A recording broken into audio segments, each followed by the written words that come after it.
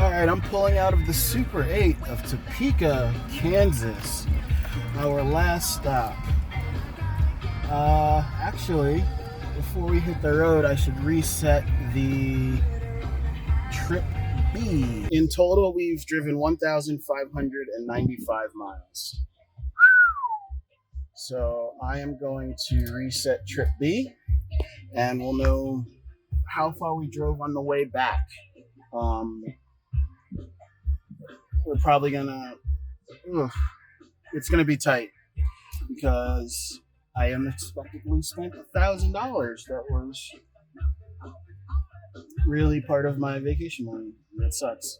But I had enough for incidentals, so that was good. We're heading over to the the Heartland Motorsport Raceway.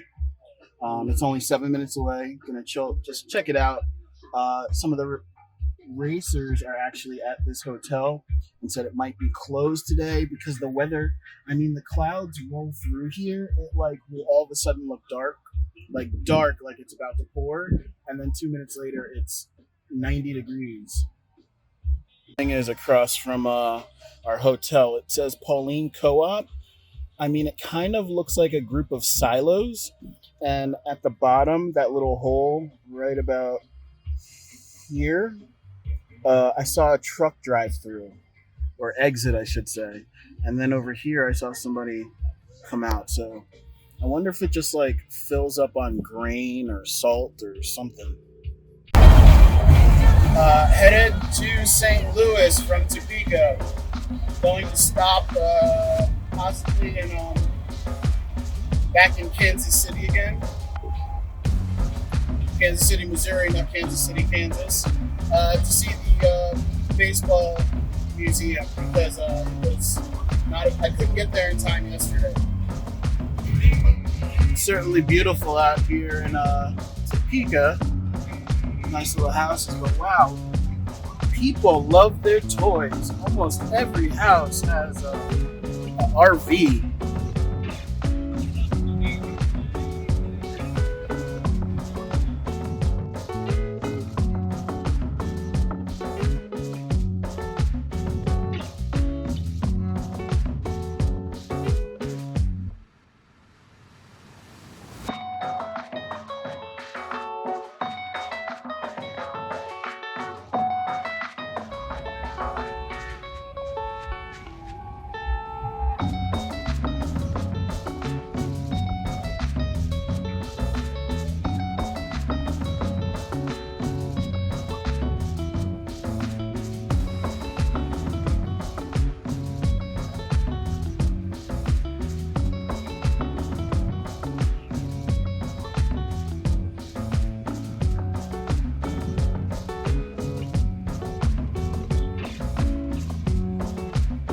This part of town is really cool. I like it. It's beautiful. You see the Blue Room over here. It's the museums at 18th and Vine. So it's the American Jazz Museum and the Negro League Baseball Museum in one building. And you can see that up there. It's pretty nice. And then across the street you have the Gem Theater. It's a really beautiful building. And they've kept it up pretty nice. Definitely does not look like that theater, in Jersey City. And I like the sign of the Blue Room. We also have the street saying Black Lives Matter. In 1879, African Americans from throughout the South gathered in Nashville, Tennessee, and drafted a report encouraging people to move north and west in search of better living conditions. 40,000 African Americans went to Kansas in less than 2 years, and many others moved to Missouri and Indiana. You know, they jazzed it up, literally, with some piano keys, the Kansas City symbol, some black and green and red. It's a really nice strip of town. Kansas City. This is so funny. And why is this little white girl there? I just found this picture with this random little girl sitting with all these grown men kind of creepy. It looks like the picture they reveal at the end of a horror film that's supposed to explain everything. 18th and Vine was only one of several different African American neighborhoods during segregation. Housing shortages resulted in poor living conditions, but every neighborhood was a mixture of professional, middle class, and poor residents. In 1919, Chester Arthur Franklin began publication of the Kansas City Call, which continues today. By 1950, the Call had become one of the sixth largest weekly black papers in the country and one of the largest black enterprises in the Midwest. You can see one of their original printing presses here. I don't know if you can see, I never realized how many teams there were. Now just look at that map and look. Each one of those is a team.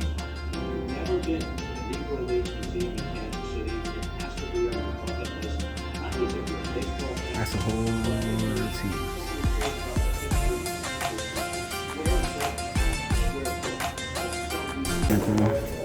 This is Buck O'Neill, and then they have a full lineup of some of the most famous players on the diamond.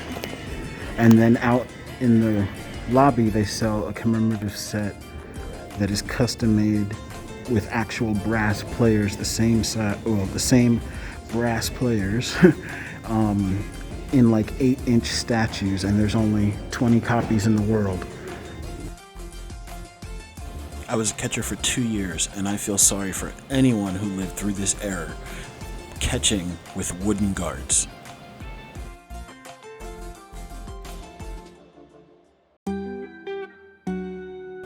There's a reason why the Negro Leagues existed.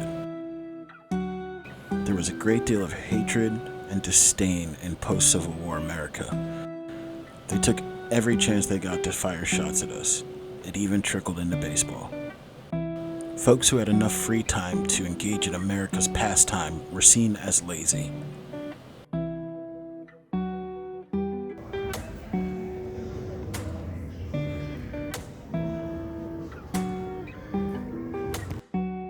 In 1929, J.L. Wilkinson developed outdoor lighting for Negro League ball games. Not having to play in the sweltering heat changed the game and the sporting world for good.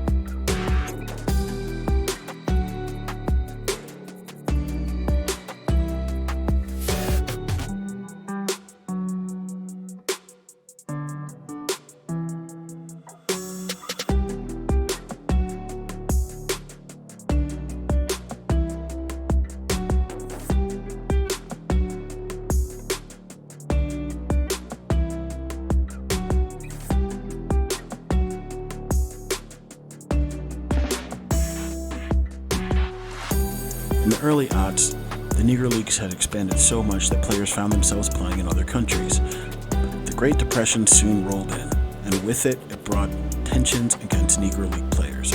Many left to go find greener pastures in other countries.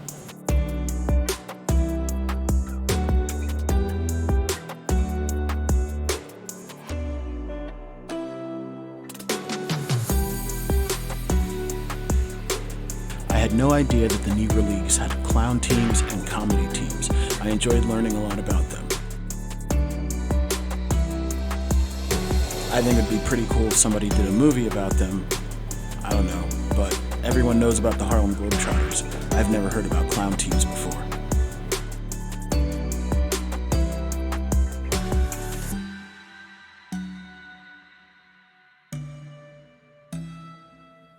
The clown teams were the first to be integrated and the first to have women.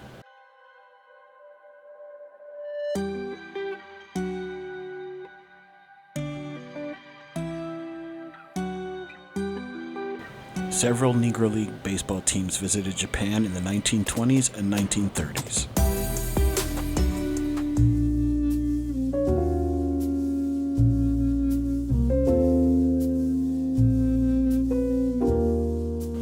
I regret not sticking around for an extra day so that I could get a show at the Blue Room Jazz Club or the Gem Theater across the street.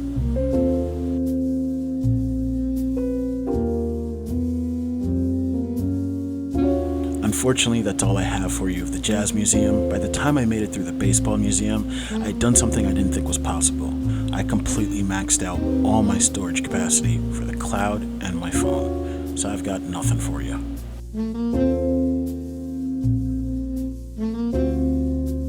The American Jazz Museum and the Negro Leagues Baseball Museum. I didn't get a Negro Leagues gift. I started to get a hat, but then I just wasn't digging the styles of them. What I did get was this poster of Professor Longhair.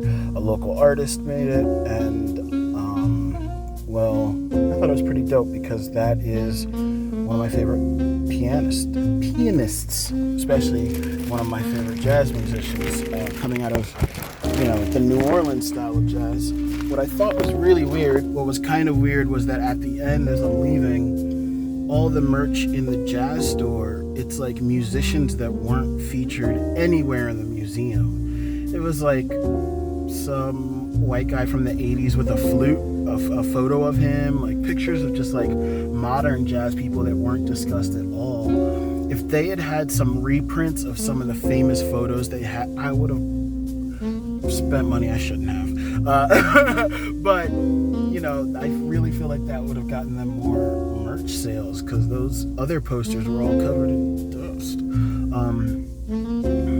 Yeah, that's about it. No Ella, no Lena, no Thelonious, no Miles, no Duke, all the people, Charlie Parker, you had a whole exhibit on him. There wasn't a single print of him or photo for sale. That was a little sad. But hitting the road, getting ready to head out, the car is crispy hot. But it's only 4:45. So what time do we get here? About 1 o'clock, 1:30 maybe. So 2 museums, 3. The Museum of 18th and Vine is the lobby, the American Jazz Museum, and the Negro Leagues Baseball Museum, all in one. That was pretty dope. I highly suggest people stop through if they're on their way to St. Louis. We are leaving Kansas City.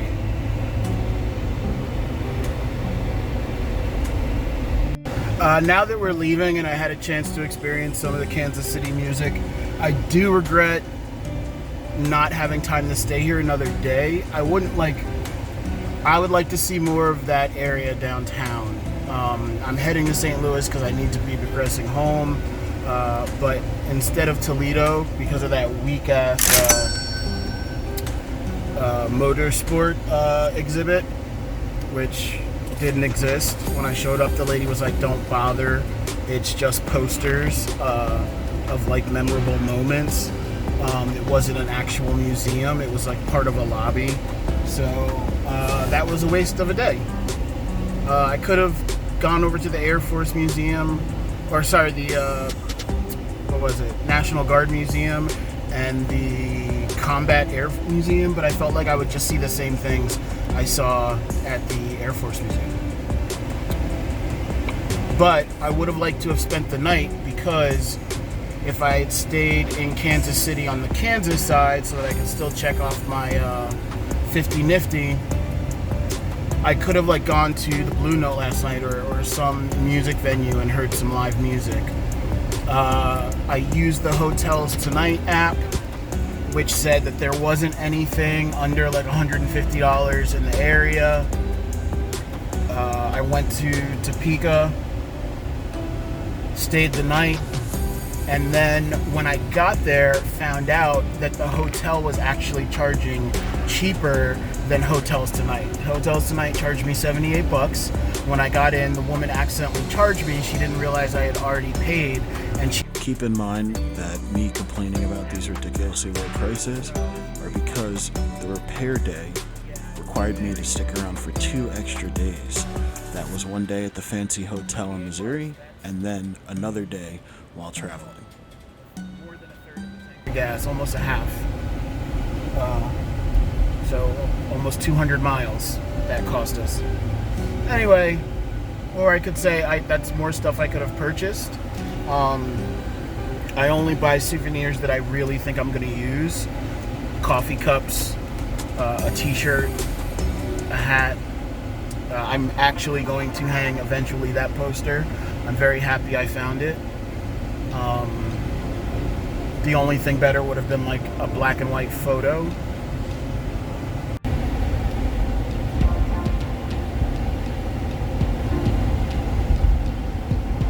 Oh, Cracker Barrel has a weekday lunch special for $6.99. Guess where I still won't be going? Cracker Barrel.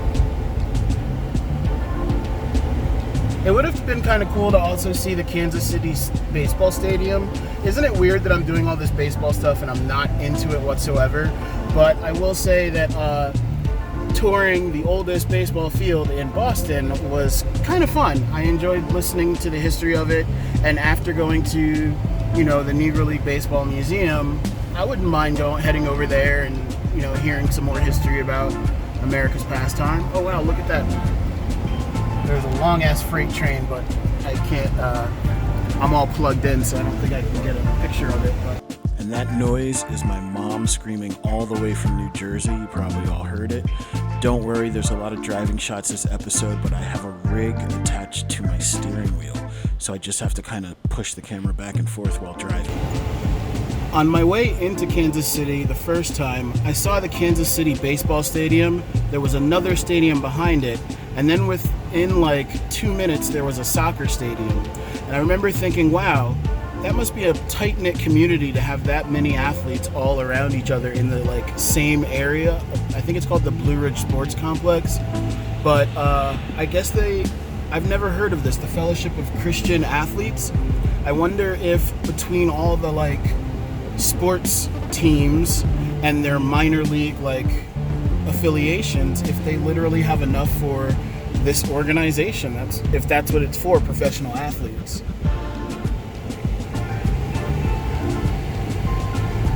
Not my jam, but when I was a professional athlete, there were lots of Christians, so I could see people joining that. And there's the stadium complex on my right.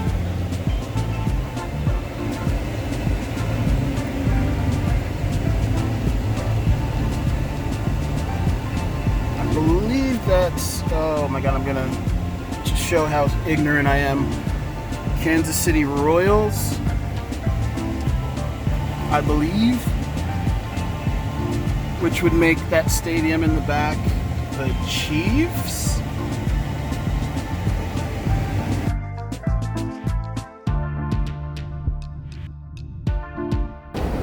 I just stopped at exit 49 on 70 East /40. There is a huge Western store that's been advertised for exits in both directions. So on the way out, I didn't, hop off and go. Just now I did. It's huge. And some of the stuff I like, they didn't have my size, but they have an online store. And it's one of the few places where I will see shoes on the rack that go up to a size 17, which was awesome. But now I know that Ariat does have some extended size shoes. They didn't have one. They were more Western shit kickers. They had steel toe. They were very heavy, and I need something I can wear every day. While I was in the store, I had the distinct feeling that I was being followed, but not by the staff. At that exit, there was also national or Missouri State historical site. And I was going to go. It was a Confederate memorial. My reason for going is there's this really awesome book I read, Lies Across America, and we're doing a trek across America. So it's about the statuary and the tributes and the memorials that are made and how some of them are just blatant lies. So I did want to see it, to see part of that, because that is part of the history, the erasure.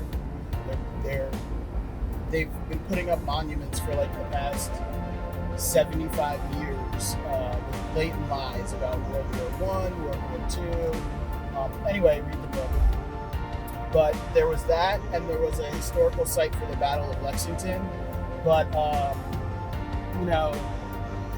after 3 rebel signs in the Western store, I'm good for the day. Don't need to see anymore. Yeah. Belt buckles, t-shirts, rebel. I don't know what you're rebel from.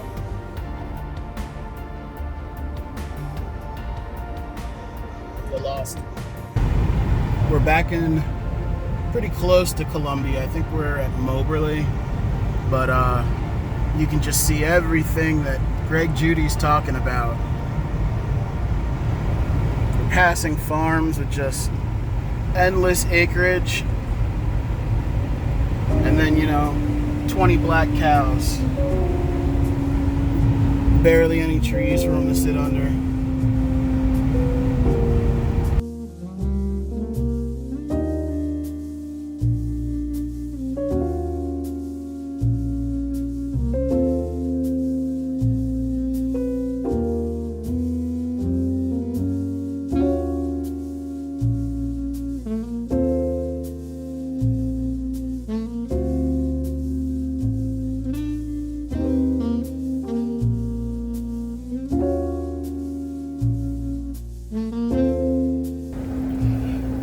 I took the exit off of the historic 70 route to do the Katy Trail, and also because I had a Queer Global meeting tonight, and I was trying to make a Mason meeting tonight. It's a pretty nice area. Had some crazy stuff happen. A guy pulls over. This is called, I guess, Kingsbury Siding. But anyway, this is considered a state park, and it is it is a major stop on the Lewis and Clark Trail. I don't think it's the starting point.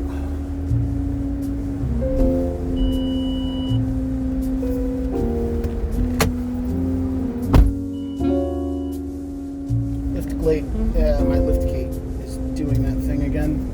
Anyway, so I pulled over. It's like a 2-mile driving tour of part of the trail. You do it yourself. The end. But I had my meeting, and this crazy methy couple pulled over, got into a domestic dispute, kicked one of them out. It was crazy. And then I did get a chance to connect with my family and do a meeting with them. So now I'm getting back on the road. I'm about to head over the Missouri River, head into St. Louis, go to the Hollywood Casino. In the morning I'll see the Arch, and then head to Louisville, Kentucky. If you're out around this way, check out the Katy Trail. That's where we were. It's off of 5 where it meets 40. That's, a quick little exit away from where we pulled off, where I pulled off, why I'm talking in third person, for the Lewis and Clark Trail. There is also, right there, the Santa Fe Driving Trail. So it's a lot of trails that you can drive that are famous, where you can take the route that wagons used to go, or that explorers used to go. We just passed another historical marker for the Lewis and Clark Trail, and that's what we're driving on right now throughout this little stretch from Boonton, Missouri. Pretty much everything is dead out here. I know they said it's been a bit of a drought, but whew, one side is green. Brother, what are you doing out here?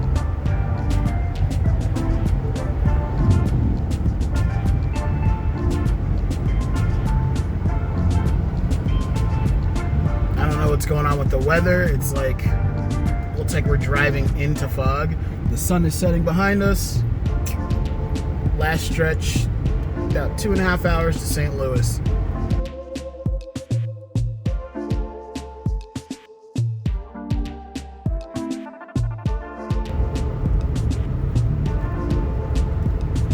Where the Lewis this a Clark Trail goes off to.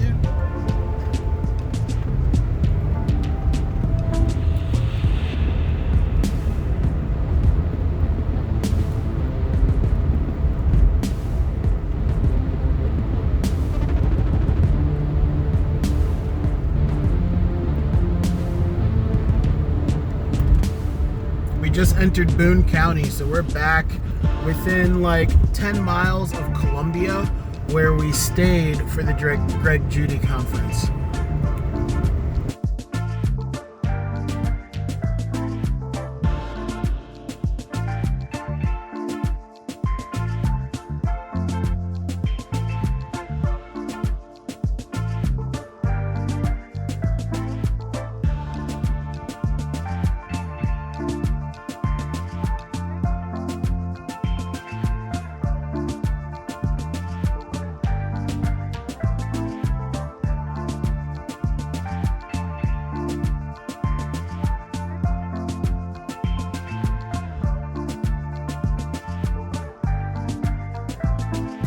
After several hours on the road, I pulled over at one of my pre-planned stops, which was Harrah's Casino in St. Louis, which now is the Hollywood Casino. I'd been there previously in St. Louis, and I was looking forward to checking it out again.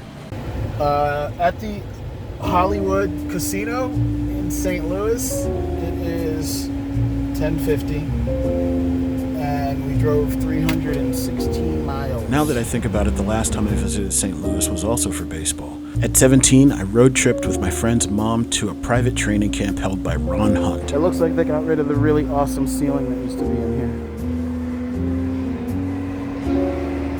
here. It used to be like the seasons and the weather. It's pretty dope.